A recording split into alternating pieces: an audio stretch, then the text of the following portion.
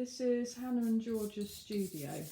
We are both lino cutters, and I thought it would be good to start sharing some videos about our processes and the materials we use and things like that.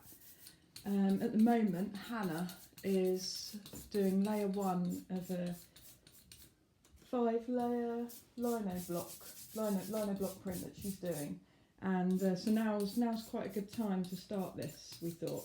So here is Hannah inking up layer 1 of her block right now. So I thought I would talk you through what she's doing. On one block, she will use several different colours using these small rollers in order to ink up different areas. So within one block, you're not limited down to just one colour necessarily. It's a lot of work, but it is possible. So as you can see, Hannah is using a lovely fluorescent orange ink she's got on the go over here in order to ink up any area that is orange on the block. Hannah's prints are so complex that she actually even labels, as you can see just here. She'll even be super organised and label each area with the colour that it's meant to be, so that she doesn't get confused as she goes along.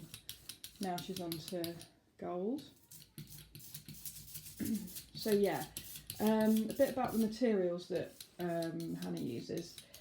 She uses traditional lino, 3.2mm traditional lino, Hessian backed. I'll just show you over here actually. This is her drawing plan of what the final piece will be. This is how she works out what colour she wants everything to be, etc. And these are the other lino blocks. As you can see, there are 4 more here. It's going to be a 5-layer print, and yet you can see up close she's labelled what colour things are going to be: green, purple, blue, light grey, etc. So they're ready for when she gets onto that stage. So yeah, traditional lino, which you can buy in various printmaking supplies, but we use Lawrence Art Supplies, which is just around the corner to where we live in Hove.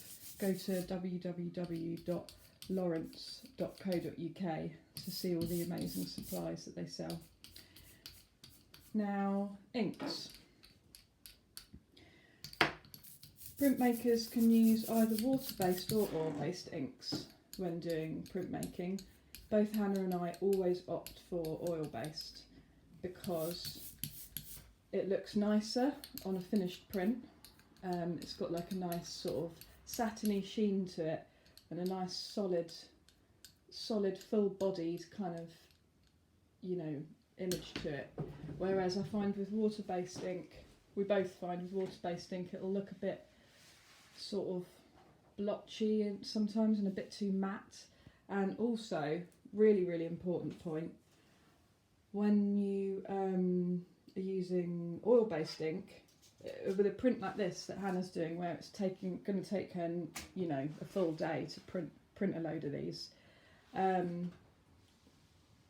it's really important that your inks don't dry up on the inking plate. And with an oil-based ink, they just stay nice and wet all day. She tends to cling film up her block and rollers and inking slab at the end of the day, ready for the next day, just to avoid getting a skin on it. But yeah, just to be printing all day, it's really great to be able to not worry about your inks getting a skin on them. And I'm going to talk to you about rollers as well, but because Hannah is just preparing to make a print now, just thought I'd talk you through what she's doing. On another video we'll talk to you about how to register a print, but what Hannah's doing now is she lay her paper down on her block on top of some grey board, put a cutting mat on top. Now she laid the blanket on top, and now she's making the print with our Tofko etching press, suitable for all types of printmaking, including lino, of course.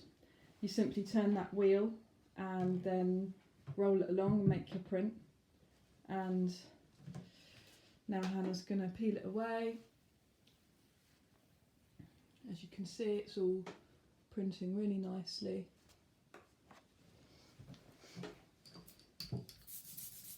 Sometimes need to touch it up. Sometimes what she'll do is she'll peel a bit away and then notice that a part of it maybe didn't have enough ink on it. So rather than messing up the whole print and then being like, oh no, I didn't do that bit right, you can sort of peel a bit away, and now she's applied a bit of ink again on a green area there, and burnished it a little with the wooden spoon. And now she's checking the other side, and she's now realised she's happy with it. Very nice, looking good. And up here is all the prints Hannah has been working very hard making. I think she's up to 40, 45-ish now. And what you can see up here is, I was about to say our, it certainly isn't our, it's Hannah's. Hannah's dad made this, and I'm very fortunate in that I get to benefit from it too. It is a set of ball drying racks, which you can also buy from Lawrence's. I'll say the website again, www.lawrence.co.uk. It's called a 12-ball drying rack, and it's great because you put that, so it's a marble system. The marbles all hold the prints in place, and rather than a drying rack that's floor standing, it's all hung from the ceiling, so it takes up no floor space. Absolutely brilliant. So yeah, look how much space there is for that. Great. So yes, Hannah's getting on to the next print now of the same layer, and I'm just going to talk to you about rollers. So these, you can't tell because they're all covered in ink, but they are Durathene rollers, which is a really brilliant soft yet firm, like springy material, which allows you to, it's much better than rubber rollers in my opinion. You can like really, they've got a bit of give in them, a bit of spring, which means that as you're inking up your areas of your Linocut, the coverage is just great. They are expensive. Again, bought from Lawrence's. Can't remember how much one of these is. I think it's around the £20 mark. So it's about £25. About £25. But they're brilliant, and they'll work for life, and they clean up really easily.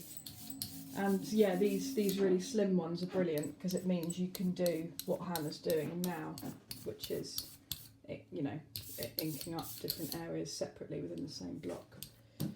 People's techniques with their rollers vary quite a bit. I've noticed some people tend to like roll really hard, but Hannah rolls really softly.